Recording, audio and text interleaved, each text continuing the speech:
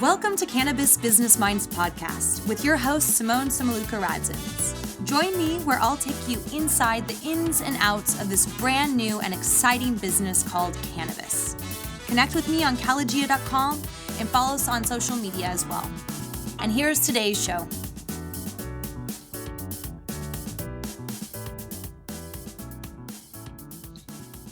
How often do you wonder, what are the active ingredients in this delightful meal I'm having? Well, for many Americans, knowing what is in the food or medicine that we're consuming is a huge component on our purchasing decisions. Whether it's gluten-free or non-GMO to 100 milligrams of vitamin C, packaging and labeling are huge components to our consumer needs. And it's interesting, when you start looking, you realize that there are a number of agencies that are tasked with regulating packaging at the federal level. You've got the FDA that regulates food and drugs, the U.S. Department of Agriculture that regulates agriculture, meat, poultry, the Alcohol, Tobacco, Tax and Trade Bureau, which regulates wine, malt beverages, and distilled spirits. And so the question to you is probably like, well, who regulates cannabis packaging? And because it's still federally illegal, it's a states' rights issue. And so it's the states that are regulating cannabis packaging. And cannabis packaging, the requirements, honestly, they vary so much by state. But there's definitely some common nuances to each. For example, some of the requirements would include clearly labeling all products as cannabis or marijuana product and making sure that the active ingredients of THC, CBD, and potentially other cannabinoids are definitely included on the label. Ensuring that the package is not attractive to children because it's, Schedule 1, above, 21. And making sure, especially this, I think, is the biggest thing. Government warning. This product contains cannabis, a Schedule 1 controlled substance. And so one lesson that I've learned while working in the cannabis space is that regulation and business doesn't necessarily see eye to eye. Last year in the state of Oregon, cannabis operators were required to go through several hurdles and changes as it related to packaging and their products. The result? Time and money wasted. And serious time and money wasted. And so on this episode of Cannabis Business Minds, I interview Bill and Rick from Dank Creative. Dank Creative is a full-service graphic design firm located in the heart of the Green Mile, where you can literally find so many dispensaries in Portland, Oregon. And from concept to creation, Dank Creative is all about helping companies achieve their business goals. They've got 40 years of combined experience in brand development, packaging, print, advertising, digital photography, and graphic design. And so this episode is jam-packed with some key takeaways on the Oregon cannabis market, as well as learning why packaging and labeling can make or break your brand. And so for those of you that don't know me, I'm Simone Samaluka-Radzins, your host of Cannabis Business Minds and the CEO of Calagia. And sit back, relax, and enjoy this show. It's totally working and we're recording. And in the end, we've had such a fun history together. We did the Legal Weed Day together in Oregon. We have photos of it. And that was like 2015. And now we're almost at the end of 2 years later, 2017's wrapping up. And I'm always telling Bill, I'm like, oh my God, I got to get you on the podcast to talk about packaging, talk about what you guys are doing. And then Rick, I'm so happy that you're on here too, because you've seen so much. Like being down here in California, we had a packaging, and there's so much to talk about. And just to preface, kind of what I want to talk about today is people need your knowledge, more than ever down here, because A, you've been working with clients that are on Metric, which is the seed to sale tracking system. B, you've had to deal with the freaking chaos of the OLCC and going on behalf of your clients and understanding what the packaging requirements are. And C, history repeats itself. And nobody seems that they're very prepared for, we don't even have the emergency draft regulations in California. It hasn't been released Nothing? yet? No, so there was California, like any crazy California, I think, thing takes a little bit longer than normal. And so we had the draft rules come out in April of 2017. And then there was the medical bill and then the adult use bill. And then the governor, Jerry Brown, reconciles the two to make basically the trailer bill and basically try to merge the two pieces of legislation. That got passed in June. And then the draft rules had the comment period, then have to change a little bit because of the new law that's been passed to merge the two. And then, they just had some regulatory meeting, kind of the kickoffs of everything a few weeks ago. So beginning of October. And people are like, I don't know what to do. And then in California, you need a local license or to be in compliance with the local law. And all these localities are either banning it or deciding what to, and that's chaos. And then we're still waiting on the emergency regulations. And apparently everybody's going to be able to apply for a license January 1st. Yeah. It's just kind of absolutely ready, right? Absolutely ready. Everything they need, and they're ready to go to press, a lot of packaging. It's all up to right.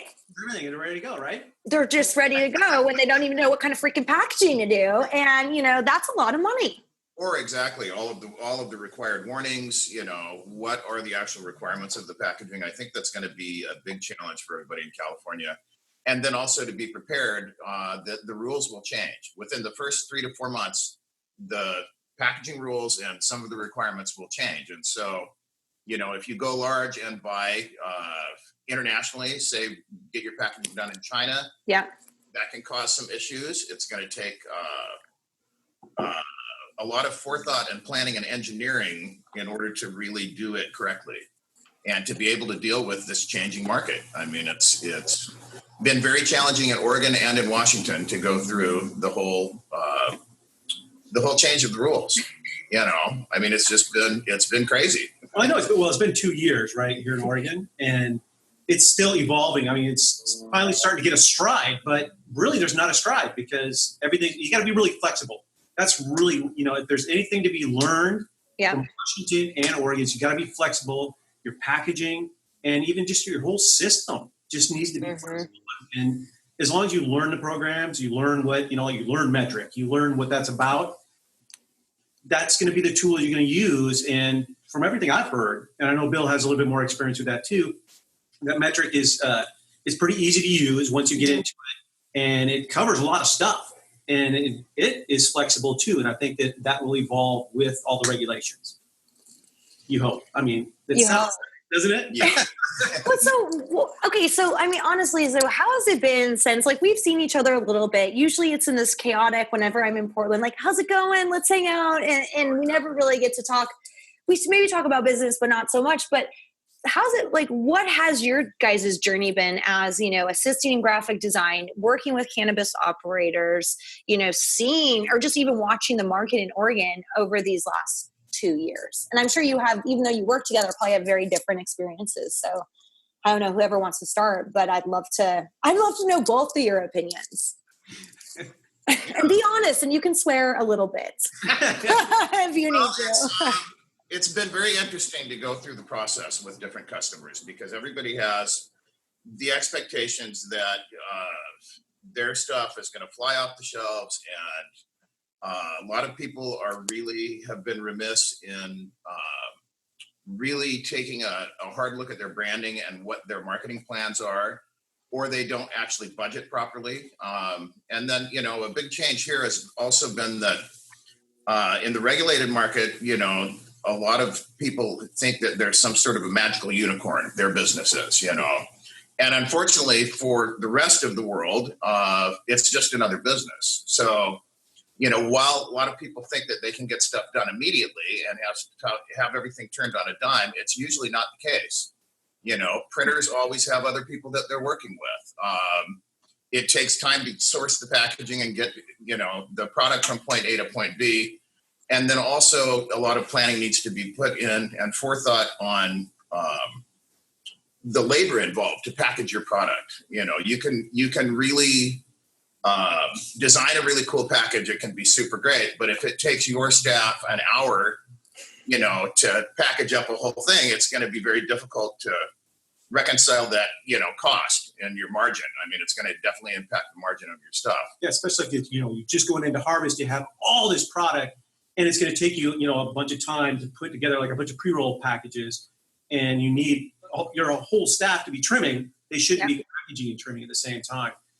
it just adds more time to everything. And people, they don't realize that, there's holidays that happen. Printers don't work on holidays. They don't work on weekends. Yeah. And, that you need to build that into your timeline. You just really need to think things backwards from, okay, when do you need your package for your pack of pre-rolls? When do you need that? Okay, well, then you work in, okay, well, it's going to take a couple weeks to build the die lines, build the packaging, make it look great, a couple weeks more to make sure the proof's done and print it up. So you're looking at, at least a month to get something that you're going to like and love. You can rush it through, but then it always comes back. It always comes back to like, oh, there's something wrong. You can't proof it. You didn't, you rushed it through, and, you just need to build it into your whole timeline. It's something easy to do. What percentage of the people that you work with do that? Because we're on such an on-demand society, and then like thinking, holy shit, like even I, for example, need to go print some business cards for next week. I haven't even done it. And I pay the premium though. And that's the point, is like, is it just that this industry is like rushing around with 25 other things to do, and then they don't think this is a priority, or is it, what do you think? Every industry is like that, really. If you really think about it. Because the process has kind of changed over the years. When I started working in design, I worked with it. I worked in, cut and paste and type, and printing out film, 5 pieces of film to send overseas that's going to get printed. So that's just a huge amount of time just to get the film printed. So now I could actually get stuff done. I can get stuff done, take a photo, get it made, and send it overseas in 48 hours. And it's getting printed. So there's a huge difference, and people just expect that now. They expect it from Amazon Prime. You expect to get stuff in a day. Yeah. Things just don't happen like that. No, they don't. Well, and also then you also pay extra money, right? Like if you do have to rush it, you pay extra money, and then you probably have to go redo it, like you said, because it just was rushed and there wasn't enough time to be put into it. Oh, exactly. And oftentimes, I think people don't take into account the actual timing and production of the production process. They'll leave out a crucial step, like the time to actually do the design, or the time that it takes for the printer to turn the project around and do the bindery on it, which, it's one thing to print the stuff, but then it has to be turned into a box or a package.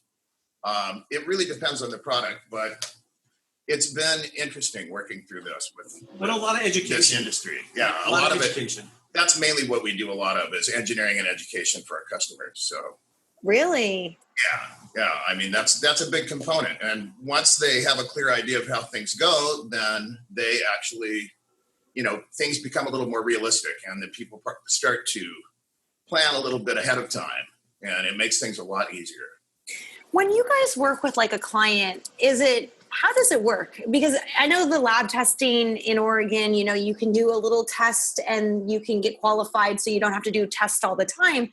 How does it work in packaging in Oregon? Like, can you talk a little bit, like, because I remember, Bill, you had to go talk to the regulators at the OLCC. Like, you were on the phone many times when I was in Portland with the OLCC talking about compliant packaging. So can you talk a little bit more about that? And how does that work with somebody who's like maybe bringing on a new product and all of that? Like what's the process? Well, at Day Creative, we've really specialized in trying to learn and navigate the maze of all of the regulations. That's been the biggest thing. So we can now immediately look at a package and figure out whether it's compliant or not. And then what a lot of our clients have asked us to do is to interface directly with the OLCC through their packaging approval department. And so we submit the packaging for the client and go through the approval process. And we've gotten some pretty good relationships in both Oregon and Washington with the packaging approval people. So depending on who you bring on as a partner, that's either something that you're going to have to do internally or hire someone out to do that. It's been very challenging because the rules change, and the rules, every package has a requirement to have the potency labeling on it. And that includes the user ID number from Metric, the amount of THC and CBD, both per serving, if it's an edible, like per serving, and the amount of the package. I mean, there are just some very specific rules for each type of product within the industry that are required. So that's been kind of a challenge for us as the rules change, but it's gotten, now in Oregon, that's gotten somewhat better. That a bit of time has, passed. Things have Right, and as well in Washington, but things will always change. In Washington, they are in the process of doing away with BioTrack, and they're going to go with the new seed-to-sale tracking system. And I think that happens in probably a couple of weeks. And they expect to have about a week of downtime where people can't transfer any product. So a lot of people are ordering. A lot of people are ordering ahead of time, stocking the product in their stores so that they can deal with that downtime. So. That's just the challenge is knowing what the rules are and then being able to apply them to your product. Yeah. How often have the rules changed since 2015? Wow. Oh, that many times? Well, recently, it hasn't been as bad. I think Oregon hasn't been as bad. Washington they change a lot more, I think. But they're coming out, there are going to be some new rule changes coming out in January in Oregon.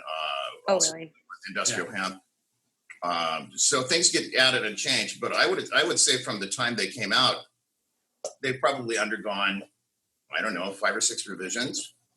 Some of them haven't impacted all of the packaging or the labeling requirements, but it's just a combination of, I think the state has to figure out how to deal with this regulated market, and then things come up, and if they don't have any rule addressing that, then it's something that they immediately almost have to do. So, and you think that they're learning from the process too. You think that the government is taking the knowledge that they're gaining over time to make the process easier. I mean, I don't know if that's true, but it seems like they're learning a little bit. Well, I think that I was talking to somebody about how California seems like hopefully we will not repeat some of the things that happened with Oregon. Lab testing was such a big deal last year. I don't know if it was last year or 2 years ago when was the lab test? Remember that whole bottleneck with lab testing and was that last year or 2 years? Yeah, it's been about a year. Yeah. I mean, it's testing rules. Yeah, it's uncharted waters. And so I get it. And I think maybe that's why Washington has done so many revisions because they were really one of the first. Oh, exactly. Well, and Oregon looked to Washington when Washington and Colorado first opened up the adult use market. Oregon looked to them and the rules that they had created, and then they kind of massaged those rules to create the Oregon's version. And now I'm certainly hopeful that California is looking at all three, or all 5 states,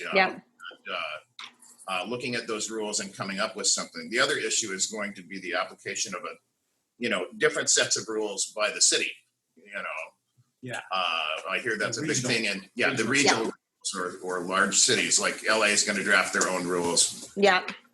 So that's going to be challenging as well. Right. And to reconcile those two, it's just oh my God, it's stressful. And honestly, so this is more a question on just Oregon. And then I want to know a little bit more what you guys are working on with Dane Creative, but how many entrepreneurs, because it just seems that the more that you add up the cost of operating in California, the more you need to actually have a lot of money in the bank or cash or whatever. Just the sheer licensing costs alone on the local and the state level with some of these localities, plus the legal stuff that, and maybe some consultants and some architects.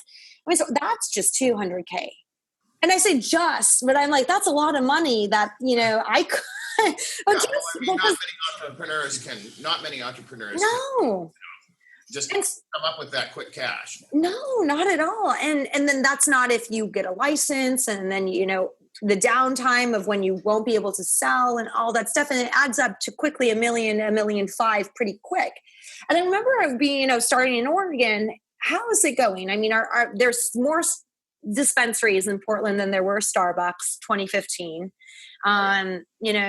There were so many entrepreneurs that wanted to leave the space to chase kind of their dreams and start these probably edible brands. Usually for me is the number one thing people want to start. What have you guys been able to see in terms of just not the economy necessarily in numbers, but just the vibe of what's happening in Oregon? Well, yeah, I think actually you expect it to kind of pare down a little bit. Yeah. The time. I don't think it really has. That's awesome. Yeah, it is kind of surprising because, you think that, the little mom and pop shops, especially, based on dispensaries, say, they'd start, getting together and becoming big conglomerates and stuff. And they're not really doing that. They're actually thriving. I think some of the smaller shops are doing really well. And I mean, And it's like anything, any retail thing, there's not a huge amount of money to be made in retail. And that's kind of what it is, retail. But they're doing okay because it's a product everybody likes. So it's going to sell. And people, I think, are, acting like they're a small little, their corner bar kind of feel. Yeah. Their corner dispensary that they go to. Yeah. And I think that's the only really, the answer to that is that's why it hasn't really, people haven't been dropping off. That's so good. It is. So that's like so good. And then what about, because I'm sure you guys, since you're packaging, like you're mostly working with infused products, right? Or that type of like, when you think about, because you also do non-cannabis, like that's, I think, probably why you bring such expertise is that you've been, you have a combined experience of like more than 40 years of doing it. You've worked on some major brands. Sorry, I'm not outdating you. I was just reading you about us. No, like 20 years. Yeah. I mean, it's good to have experience, and you've worked in huge companies and helped them, from an international perspective. So you get how business works. But what's your kind of portfolio in cannabis? Not the names, but kind of the types of companies that you're helping. We work with a wide variety of companies, edibles companies, extractors, growers, dispensaries, distribution people. So it's a wide mix of different people, and it's been neat to touch every different facet of it. And even CBD stuff too, getting in, to the hemp. Oh, that's awesome. Yeah, and that's and that's where it really kind of branches out to an international type or national at least kind of business, which is great. Because CBD could go anywhere. Yes. And so what's happening in January? You mentioned, do you guys know enough to be dangerous of the new law? Talk about it. I know that there are going to be some additional rules or another layer of rules put on the whole industrial hemp side of things. And then I'm sure there are going to be some other, THC-based rule changes that we're going to have to deal with. Yeah. But, right now the OHA, which is the Oregon Health Authority, is kind of now rolled into, and I think as of January 1st, the OLCC is going to pretty much take that whole department over. Oh, really? It seemed to be something like that. I read something like that the other day. So, which it should. I was going to say, it just makes sense to be under one regulatory body. Yeah, I just don't know. We're just going to have to wait and see what the, are and what the changes will be. So what's the coolest thing that you guys have seen, like product innovation wise? Because like A, you go to the dispensaries, B, you've got clients all along the supply chain and you're doing packaging. So, this is a game of creativity. What are some cool things that you've seen? And then also, what are some weird things you're like, dude, that's not even compliant. That's in a few of those. Okay, yeah. We like to see that, though. We like to see people to come in with something non-compliant, say, help me. Because that's what you want. You want to be able to help those people. And I got to say, too, that people working in cannabis are the happiest people they just love their job. Yeah. More so than I've seen anybody else. And that's really refreshing, especially after working with, I've worked with housewares companies, food companies, things like that. And these, people in the cannabis space, they're just amped. And they're just so happy to be working at what they're doing. So it's great. It's really fun, and that's probably been the most innovative thing right there. It's just that client that is just so friggin' happy to be doing what they're doing. As far as other innovations, we've seen some really neat childproof, certified childproof packaging. They're making some strides and some new products there. When we started out with this, it was a requirement that everything be certified child resistant. And that caused some challenges because of the unique products that are in the cannabis space. So that's been interesting to see some new products come out on the market. I'm just trying to think of other innovative, cool, crazy things that we've seen. Well, then TBD, and maybe when it pops in your mind, you can think of some stuff. No, because there's down here, the Humboldt pen, that one, like the titration, that's, but that's not necessarily packaging. But I think one interesting thing is, and we had a podcast on this a while ago, is branding and marketing and packaging is really important, right? When somebody goes into a dispensary, maybe they've never heard about a certain brand. So the first thing that they're going to see is, branding and packaging. But then you have to have that exit bag, the child, right? Like, isn't it required by law that everything that's been bought needs to be gone through an exit bag?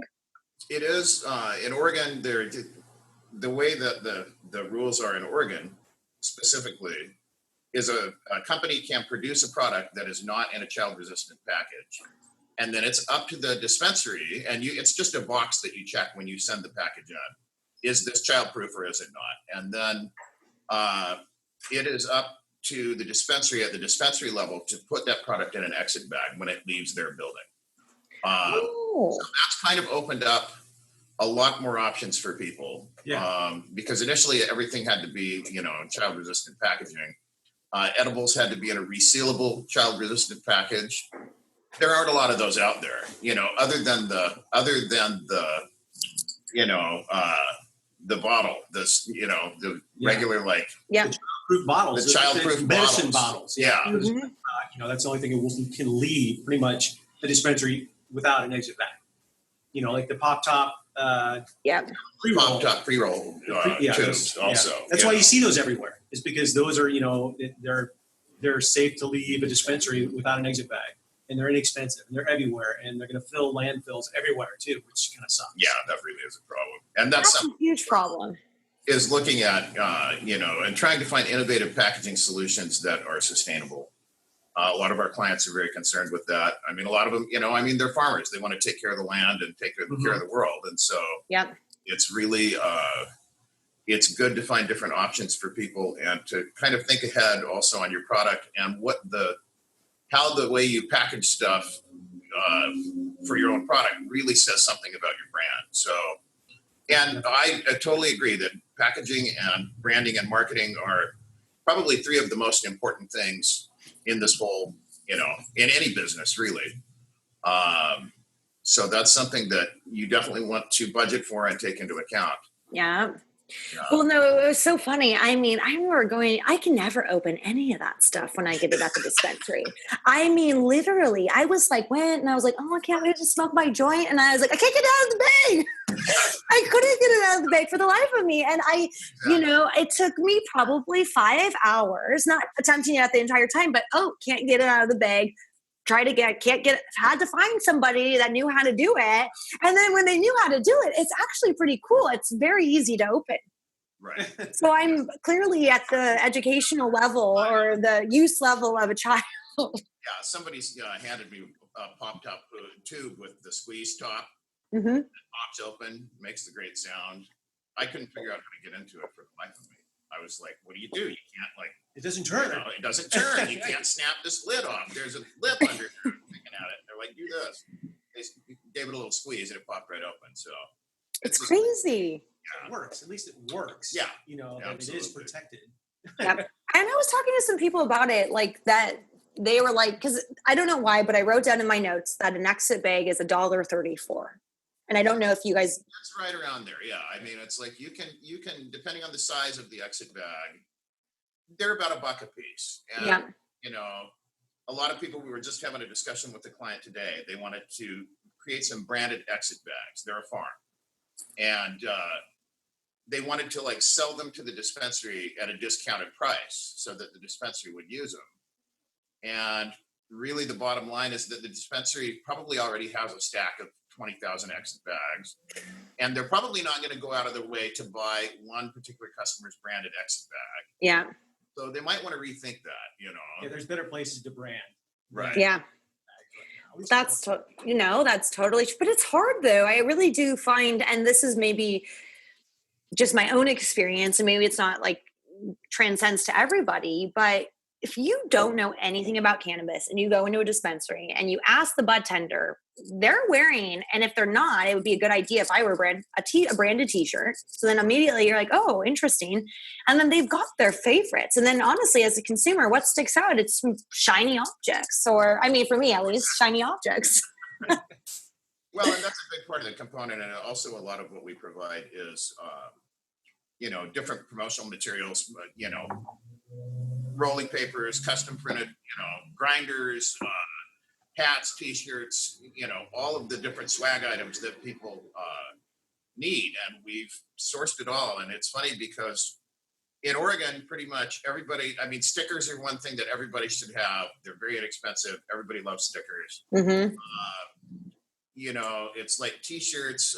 One of my customers prints about 500 t-shirts every 3 weeks. What? And they either, you know, they're running a promotion where if you buy X amount of product, Yeah. they will send you a t-shirt, you know, all sorts of other stuff. I mean, it's like, that's been really fun to work on. And, you know, that's the other thing is all of the sales reps that go out to these dispensaries, they bring in t-shirts for all of the bud tenders. I mean, that's just a really common thing.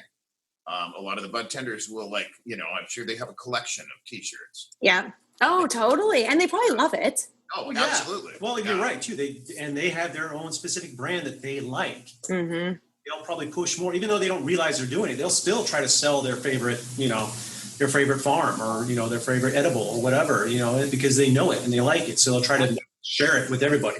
Yep. No, I mean, it's the best way to promote a product, really. Yeah. So I see this lovely photograph behind you. So can you talk, because you guys do a lot of stuff. You do packaging, you do graphic design, you know, you do a whole host of things, and photography is a huge one too. So can you tell everybody a little bit about, like, what are you up to, you know, all the time with Day Creative? And then also after that, 'cause photography, I hope, is a little component of it. What's up with the photography? Absolutely. With our business, you know, a key component of all of this stuff is product photography to work into your marketing program. I do a lot of shooting for actual farms where I'll go and shoot the product, and that's been really fun. But that's something that we have in-house. It's something that we've, you know, worked on for years. It's truly probably about 30% of our business is dealing with photography, whether it's, you know, photographing the product to use in an ad or to create or a menu or, you know, whatever it is. We're all visual people. And so, you know, we've been lucky and fortunate to be able to bring that in-house and do that here. You know, another big component is, in addition to packaging, like I said, all the promotional materials. Our typical day, it can be just a wide variety of different things. You know, it depends on what the customer really asks us to do. Yeah. We sourced everything for people. We have a lot of vendors that we've worked with for many, many years in every facet of the, you know, marketing and advertising and packaging realm, both nationally and internationally. So it's been good to bring a little bit of that knowledge to bear for our clients too. So yeah, try to make it like a one-stop shop. You come to us, you can get printed bags, plain bags, boxes, printing, t-shirts, hats, lighters, everything, all in one stop. And also, we can make everything look great too, and make everything branded to fit exactly what you want. And to have that brand, you know, we act a lot like brand police for people too, because they will, you know, I mean, we're not ever going to, you know, solve every problem and serve every function for our customers.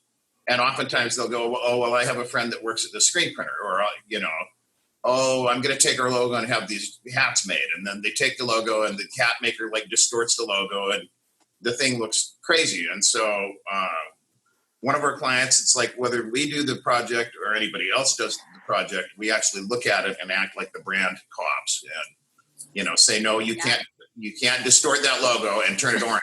Yeah. You know, that type of stuff. So it's so needed. So what do you think, like, if somebody's starting out, or even if they're an existing brand, like clearly you mentioned, like, if you're not marketing your business, like you're kind of missing out. And I think a lot of entrepreneurs and startups really struggle at this because, you know, money's tight. They maybe think they should be doing something else, like selling or just being creative. You know, there's a whole host of reasons why people might not be investing in marketing. And we all know that we should be. What's a minimum somebody should be thinking about if they're really trying to build brand awareness, if they're really trying to have, you know, the actual type of marketing presence that a bigger enterprise would have so later on consumers could take them, you know, seriously. What type of budget should somebody be thinking? And I know it always depends, but should somebody be thinking about for 1 year? And then, so that's just somebody. And then also somebody that wants to deal with packaging and compliance and cannabis. Right. That's a huge question. I know. I can repeat it. $1 million. Yeah. Yeah, I mean, it really depends. Probably the biggest and most important aspect of the whole thing, in my opinion, is if you're going to have a company in the cannabis space or any other space, to plan for marketing and, set aside some money and build it into your product, build it into your plan so that you can actually get out the door and people can start, having some brand recognition. It can be very simple stuff. It can be inexpensive stuff, but it's very, very important that you spend the time and energy and money to do that, because, no doubt in my mind is your product is the best product there is, right? And you need to be able to get that across to the consumer. Yeah. So there are a million different ways to do that, and there are all sorts of different avenues. But if you don't plan accordingly and allow the proper amount of time for it to happen, then you're shooting yourself in the foot. You're missing a huge opportunity. So dollar-wise, or a percentage of revenue, I would say 30%. Okay. Should be spent on, marketing, advertising. That may be a little high. It just depends. If you lump your packaging in there, then that very well could take up, 30% of your money easily.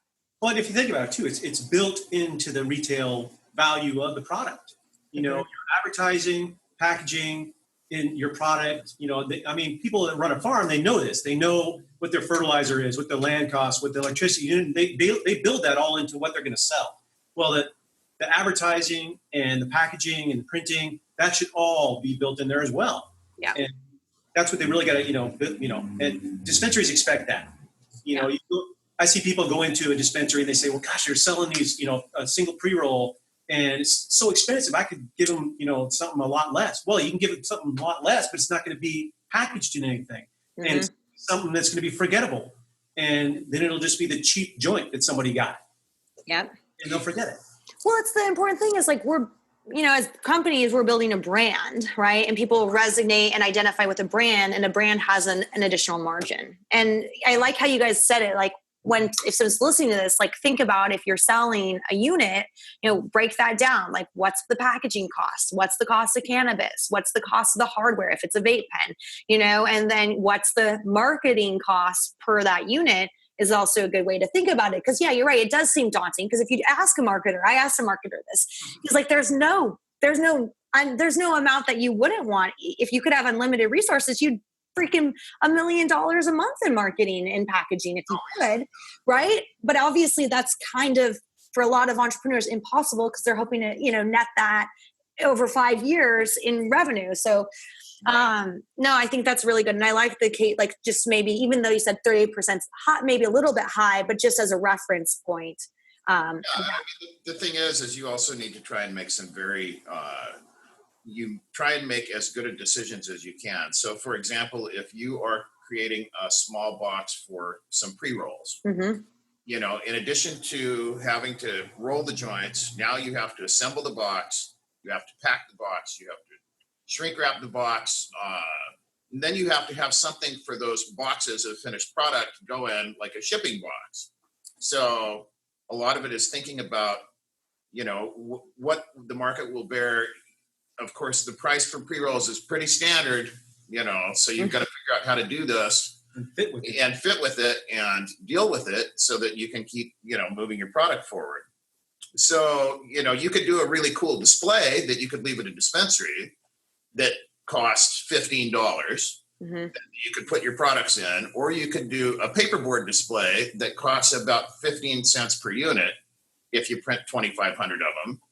And, it's something that at the dispensary level, people they get the intake is done. They take the product, they pull it out, the little display box, fold one thing and stick it on the shelf, So it's just thinking of all of those things and engineering trying to engineer your products to give you the most benefit for the dollars that you spend. Let's put it that way. Yeah. Totally. Well, and also too, I think a lot of people are afraid, especially, entrepreneurs, someone just starting out, they're working on a tight budget, and they're afraid that they're going to spend all their money on advertising. They're going to spend all their money on packaging. And then those are the people that really need to reach out to us, because talking to us is free. Call us and, we'll give you information, and it doesn't cost as much as you think to get started, to work up a logo, to work up, your identity a little bit so that you can have some ammunition to go out and sell. Yeah. Right? There's things you can do that are inexpensive, and, we'd love to talk to people like that. Because like I said, it's all been education for the last couple of years. And we've got a lot of information we'd love to, give to people. Yeah. So come and use us more. We want people to sell. You got to get on the podcast more then too. Oh, that would be good. Yeah. Okay. So, I've been just so impressed with your guys' growth over the last, 2 years I know you both have different, other books of business, but then coming together and building this following and, helping a lot of people. And so, just what other advice do you give an entrepreneur? Like, why do you think you guys are successful right now? Like, what, everyone always wants to know from people that are doing some great stuff, like, how could I be more like them? And so what's, each of you, one thing that you're like, no, if you want to build a business, you should be thinking about this. It's a secret. I would say the biggest one is work hard with integrity. Yeah. That's really the key. It's like, it's a lot of persistence. And like I said, it is a lot of education, and we've been learning over the past couple of years too. And I think people really need to soak up what's out there. And like I said at the beginning too, you got to be flexible. Mm-hmm. I think you just got to, be ready to be educated and not just educate. Yeah. I love it. The thing is also, you need to be prepared to immerse yourself in figuring out what all the rules are, so that, I get calls all the time from clients that go, oh, well, hey, this one dispensary said, blah, blah, blah. And I'm like, well, no. Yeah. Here was it's a really, the dispensary called the client and said that they had to have the weight of the product and then the weight of the individual piece of each product on the package. So say it's a box of 5 things. Yeah. So you have to have the net weight on the box, and then you have to have the weight of each of the 5 things on the box. So, of course, I called the gal at the OLCC. She's like, no, it's like if you buy a box of cookies, you net weight of the box, right? You don't get the net weight of, the weight of each individual cookie on the box. Just kind of how it's packaged. We don't expect that you have to have that individual weight on anything. So I thought that was really kind of interesting. Well, and some of the organic, components too of edibles, and especially edibles, it's very interesting what dispensaries want. Some dispensaries are really after like the organic, clean kind of. No artificial colors or flavoring. It's been a very interesting journey for some of our customers. Type stuff. Gluten-free, vegan, and like if you have one artificial color in your run of 25,000 edibles, it's probably about a tablespoon of coloring, right? Yeah. There's one dispensary in town does not want to have any artificial coloring in anything.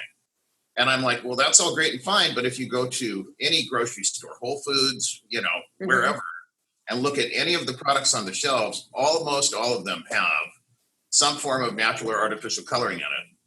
And I've had clients go, well, we just can't have our candy can't be red. It has to be clear. What do we do? Mm-hmm. Like, well, I would say you're not going to sell to that dispensary, or you change your product line completely.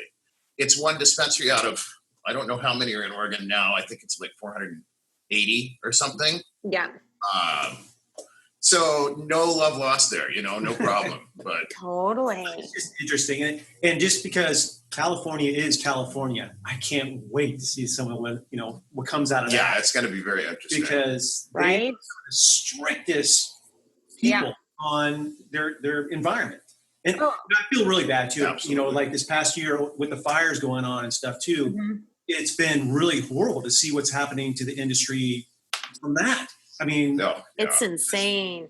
Yeah. To tell you stuff. Yeah. I did a GoFundMe, and then there was another GoFundMe. My GoFundMe got shut down.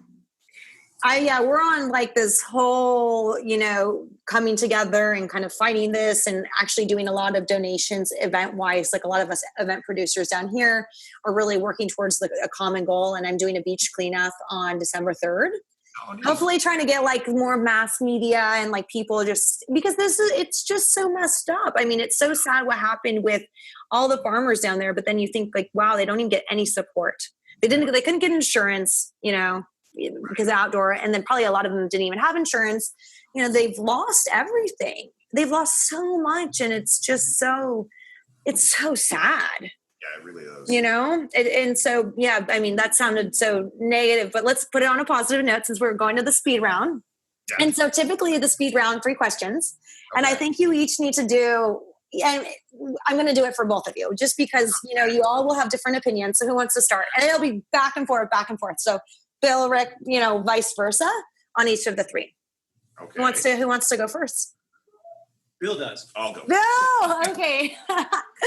What's one piece of advice that you give somebody getting into the industry? Man, I'm drawing a blank. Have fun and work hard. All right. Rick, what about you? Just be educated on your, what you want to do. Yep. No, that's totally true. Those are like really, really key insights actually, because a lot of people forget that is a very fun industry. And if you don't really know what you're going to do, you're kind of spending a lot of money and wasting your time. If you don't know what you're going to do. Yeah. Exactly. All right, Rick, we'll start this one with you. What is one thing or one reason why you're doing what you're doing? Like what gives you that drive? Why do you hustle every day? Well, for me, I strictly got into packaging because the first time I did a box for somebody, it was for a houseware company. I went to Bed Bath & Beyond and I saw the box that I created on the shelf there. Awesome. And it looked better than everything else that was there. So, and I love that. And I love creating that for people. I mean, I like being able to help people sell that, but also, there's that joy in seeing your stuff out there in the world. Oh yeah. Yeah. So yeah, that pretty much drives me every day. And I love creating that kind of stuff. Awesome. Yeah, exactly what Rick said. With mine was a 6-pack for a beer carrier that I saw in a grocery store. I thought that was really cool. But I also just really like interacting with the customers and the people and solving problems for people. I mean, that's what really drives me, and that's what I love. Awesome. Okay. Where, Bill, do you see Dank Creative a year from now? Hopefully at the same office or buildings for sale. I just really believe and have this vision that it's going to continue growing and changing. And I would like to see, and work with some more customers in California. Awesome. So it's going to be very interesting to see how this industry changes. And I just see it getting bigger and bigger. Yep. Rick, what about you? Yeah, I definitely see there's going to be growth. And I really do. I have high hopes for California. I hope they can pull everything together and make it, just work fantastic.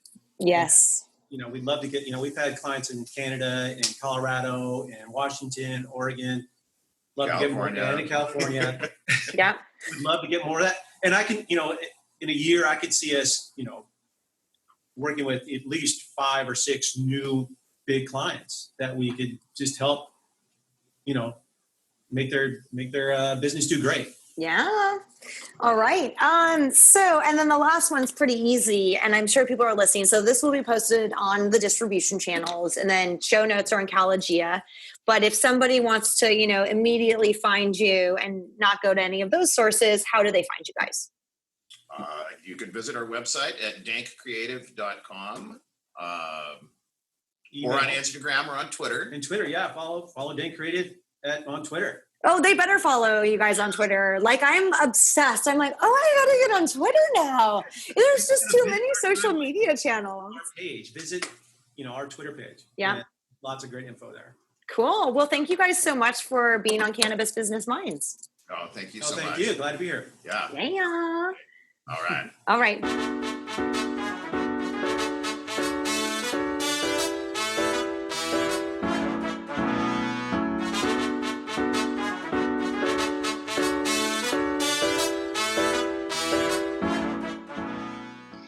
So the next time you buy that chocolate edible or that vape pen, take your packaging and label investigator hat out.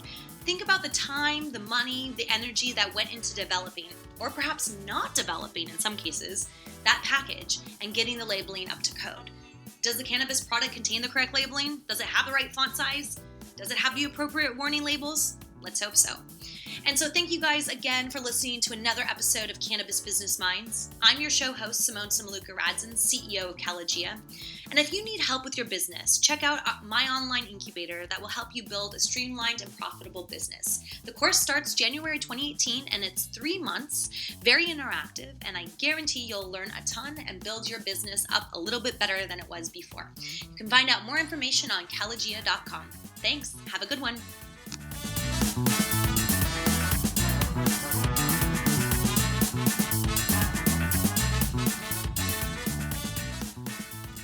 Thank you for listening to today's show. This is your host, Simone Samaluka-Radzins of Calagia.com. I hope that you find this episode entertaining and insightful. My goal is to educate all of you about this exciting business because knowledge is power. If you haven't already, head on over to Calagia.com to connect with me and to meet other business leaders in the professional cannabis community. Also, if you like this, please go into iTunes and leave the Cannabis Business Minds podcast a 5-star review. See you next episode.